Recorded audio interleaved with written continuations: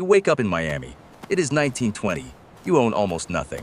A few $100s in your pocket and a suitcase.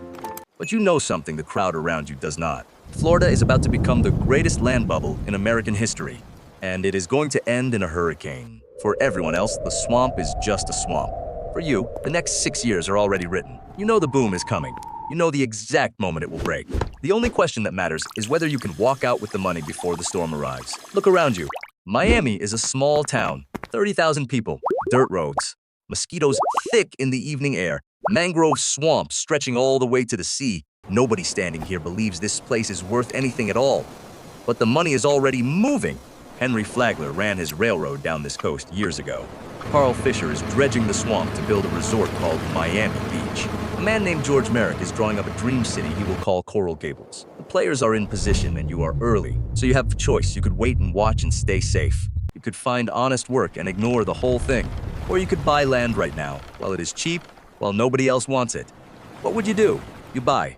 You take your few $100s and you buy a small scrub lot on the edge of town. The seller grins like he has tricked you. The land is worthless sand, but you are not buying the land. You are buying time. You already know what is coming for it. Now you wait, and the money begins to arrive.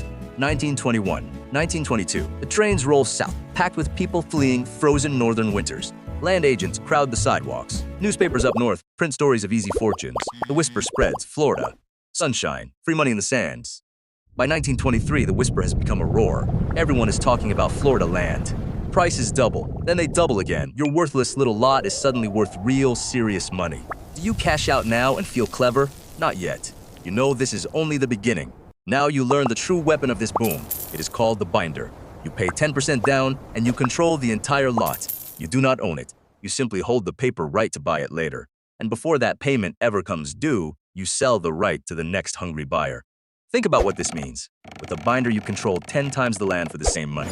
Every single dollar becomes $10 of pure speculation. You are no longer buying property. You are buying and selling promises, and the promises are getting more expensive by the hour. The men who live by this are called binder boys. Straw hats, knickers, shirts soaked through with sweat, running from deal to deal in the heat. They flip paper they never intend to own. So you pull down your hat and you join them. You buy binders on lots you will never live on. You sell them days later, sometimes hours later. A single lot changes hands 8 times before lunch, and the price climbs with every trade. The paper is on fire, and everyone wants to hold it just a little longer. The city of Coral Gables alone sells over $100 million in property. George Merrick hires William Jennings Bryan, the most famous orator in America, to stand beside a lagoon and preach the Florida dream to the crowds. When a man like that promises paradise, who dares to doubt it? Your money multiplies. Hundreds become thousands. Thousands become tens of thousands. On paper, you are a wealthy person now. But paper is exactly the danger, because you alone know the date. You know that 1925 is the top of the world and there is nothing above it but the fall. Here is what nobody around you can see.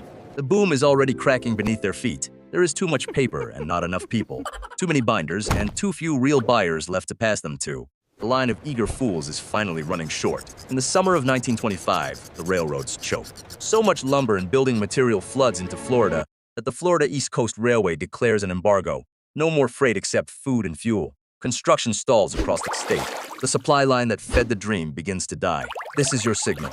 This is the precise moment you have waited 5 years to recognize. Everyone else sees a small, annoying delay. You see the first crack in the dam. So now comes the only decision that ever mattered. Do you get greedy or you get out? You sell everything. Every lot, every binder, every scrap of paper you are holding. You dump the last few at a loss just to be free and clean. Your neighbors laugh at you. Prices are still sky high. Why on earth would anyone sell now? Because you know what is coming and they do not. In January 1926, a ship called the Prince Valdemar rolls over and sinks right in the mouth of Miami Harbor. It plugs the channel like a cork.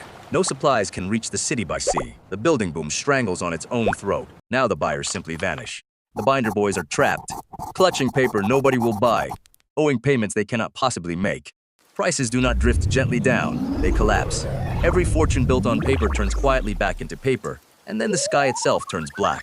In September 1926, the Great Miami Hurricane roars in off the ocean. Winds over 140 miles an hour. Hundreds of people die. Whole neighborhoods are torn flat and swept into the sea. The dream city drowns in a single night. But you are not there. You are already gone, sitting far away on a clean mountain of cash, reading about it in the papers. The men who stayed one more month to squeeze out one more dollar are now standing in the wreckage with nothing. So let us count what you actually made. You turned a few $100s into tens of thousands of real 1925 dollars, and you carried it all out before the collapse. Adjust that for a century of inflation, and you are holding the equivalent of several $100,000 today. Every cent of it clean. Every cent of it because you knew when to leave. But here is the twist you must understand. Making the money was the easy part. The boom handed a fortune to almost everyone at some point along the way. The hard part, the only part that ever counted, was walking away from the table. Thousands of people got rich in Florida. Nearly all of them gave it back. They did not lose because they were stupid. They lost because they could not stop. One more flip, one more day, one more dollar. That is how every single bubble in history ends. You have seen this story before, haven't you? The Dutch tulip mania, where a single flower bulb once cost more than a house. The South Sea bubble that sat swallow savings of an entire nation. Different century, same exact script. And you will see it again. .com stocks in 2000, housing in 2008, the cryptomanias after that. The names change every time. The trap never does. The market simply finds a new dream and a new crowd willing to swear that this time there is no top. So ask yourself the real question, not whether you could make money inside a bubble. Almost anyone can ride a wave on the way up. The question is whether you could climb off while everyone around you is still cheering and pouring champagne. Could you sell while the price is still climbing? Could you stand to look like a fool for leaving early instead of a ruined man for leaving late? Because that, and only that, is the skill that separates the two kinds of people in this story. You woke up in Miami in 1920 with a few $100s and a secret. Not the secret of how to get rich, the secret of how to leave before the storm. And that is the whole difference between the ones who live to tell this story and the ones the storm buried in the sand.